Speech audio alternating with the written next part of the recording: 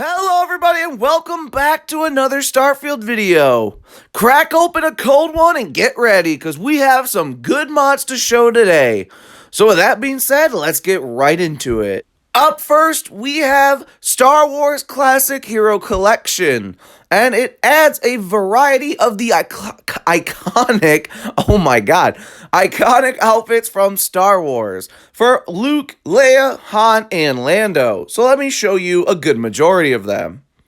Up first, we have Han Solo's classic outfit, probably like the most iconic outfit in all of Star Wars. I'm just going to be honest. Then we have his Endor's outfit, which looks really clean, especially in Starfield, and the Hoth one, which I really do think looks good, especially if you're traveling around on ice planets.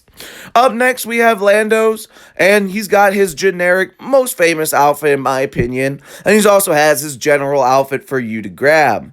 And they all look so good. Mr.Crozzbow, you did a very good job on these.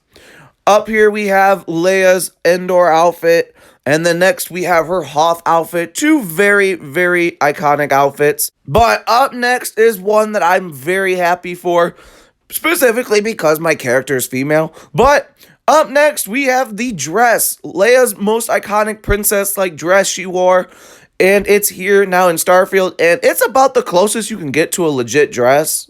Okay, well, until later in the video, but still, it's very nice to have it. Of course, you have Luke's Tatooine outfit, which actually, now that I think about it, kind of maybe takes, first place for most iconic with Han Solo's. I'm not sure, but it's definitely up there in like top 2 or 3. And probably same with this one, honestly. His Jedi Knight clothing, very, very iconic outfit. So as you can see, tons of variety to choose from, and you can technically even mix and match the cape with an outfit if you want. So good variety, lots of things for Star Wars fans, and definitely some good looking clothing options, even just for Starfield. So as you can see, my character is just wearing Andrea's generic outfit, but can you tell something that's just a little bit different? Maybe, maybe not. Well, if you said the proportions, you would be right. So Better Female Body Outfits by Bad Clams 83 is now going to allow Sarah's and Andrea's outfit, Neon Dancers, and also the Neo City Formwear, I think it's called. I can indeed fact check. I just checked. It is definitely called Neo City Formwear. So any color variant of the Neo City Formwear will now also have the more larger proportions. So like I said, Andrea's, Sarah's, Neo City Formwear, and the Neon Dancer outfits will all have the larger proportions. And while I might add that really it's not a bad mod, I'm just gonna be honest. It's a pretty good mod. Doesn't really conflict with anything. Just make sure you don't use any mods that conflict with these outfits or really, do something to the proportions and all of that. But other than that, it's a great mod. Works kind of flawlessly and does exactly what it describes and advertises to do. And just in case you're curious, yes, it does work on Andrea and Sarah when they're wearing their default outfits. So you could almost say it's just a body morph mod for them if you don't want to wear those outfits specifically. Up next, we're going to be heading to an industrial workbench, where we're going to be looking to craft the Incapacificator 3000. How'd you guys like that? That was like my evil, deep voice. Yes, it's very, very evil. No, I don't know what I'm doing. Anyway, this gun is literally what it sounds like. You hit somebody with it, or I guess I should say shoot somebody. I mean, I hope you don't just go bashing them with it, but you shoot somebody with it, and they literally just flat out ragdoll. It's honestly so funny. I kind of want to pair this with like the proper gravity wave wall, whatever it's called. The one where you use your starborn power and it sends people flying. Because I don't know why, it just seems like it'd be so much fun to send people flying. But the good part about this mod is that it does not have any kind of consequences. So you can just ragdoll people, and after 20 seconds, they will get back up. And might I add that it is just one of the funniest things I've ever seen. And the good part is you can do it to anybody with any companion, and it shouldn't cause any problems with your affinity stats and all that because it doesn't hurt anybody. They don't even remember it happened once they wake up after 20 seconds. It's just, honestly, it is so funny to just do it. And the best part is when you, like, hit someone walking forward and they just ragdoll and it looks like they do, like, a front flip to the ground. I don't know why. This mod is honestly like one of the funniest mods. I can't believe I didn't use it earlier. And yeah, I mean, it's also got a sweet name. You know, it's the Incapacificator. Yeah, I messed that up. Anyway, it is very, very fun to use. And honestly, why not use it? Going around a whole town and just watching people straight up just drop down to the ground is... Okay, well, that sounds really evil, actually. Maybe I shouldn't say that. But regardless, it is a very fun tool to use, you know? No consequences at all for your evil deeds. That's the best thing you could ask for in a Bethesda game, am I right? And yeah, I mean, that's pretty much it.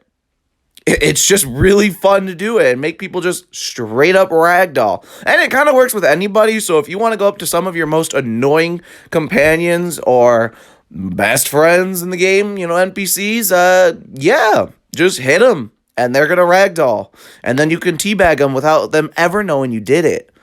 And the weird part is that they, even though they are like kind of paralyzed for 20 seconds, or whatever you want to call it, I mean, ragdoll, probably more like knocked out, it's a little creepy when they're talking still because they will continue talking. So if you wanted to see a new horror movie, do that. Up next is a mod I'm not gonna lie, have been waiting on for a very long time. Now, this will add 2 new styles of outfits in 13 different colors. And it's all based on Devine's outfit. I hope I pronounced that right. Please correct me if I didn't. But regardless, it will add 2 dresses, as you can see. One that goes and stops right at the high thigh, and one that goes all the way down pretty much to your bottom leg. And I'm not going to lie, I have been waiting for these for a very long time. Why? Because I play a female character and have been waiting for dresses to be added into the game. Because there is not a very good collection, we'll call it, in the default Starfield. So finally to see some good variety is very nice. And like I said, there is a ton of colors to go through. I will say it adds a weird tan to like your lower body, specifically your legs. I wish that didn't happen and it just stayed to your normal skin color that you have selected, because it just looks weird having really tan legs and then like really light pale skinned arms. But you know, the dresses though are amazing.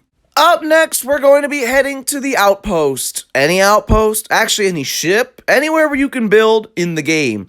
Because we're going to be looking at probably one of the coolest ideas I've seen for a Starfield mod. With action figures plus, you can now have literal action figures. And I am not joking. So you get these little guys here in the display menu, in your Outpost building menu. And as you can see, you can place little tiny shrunk down versions of mannequins. And you also have a variety of robots and, you know, the dog robot things to be able to place that are animated and will play a little sound every here and there. So it is so cool.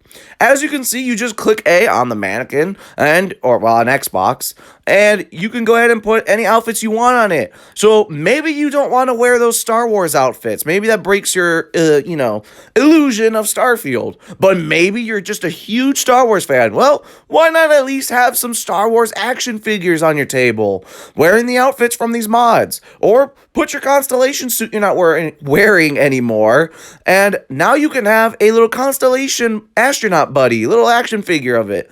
Or you put the new, grav suit, Starborn suit, whatever you want to call it, from Bethesda, the free one. Just put it on an action figure, and then you can have this little Starborn guy, a little Bethesda Starborn guy. It's such a cool idea. Now, I think it's a slight common knowledge, if you've seen like a few other videos of mine, that the Outpost menu is one of the things I think is bad about Starfield. Not the menu itself, but the options you have.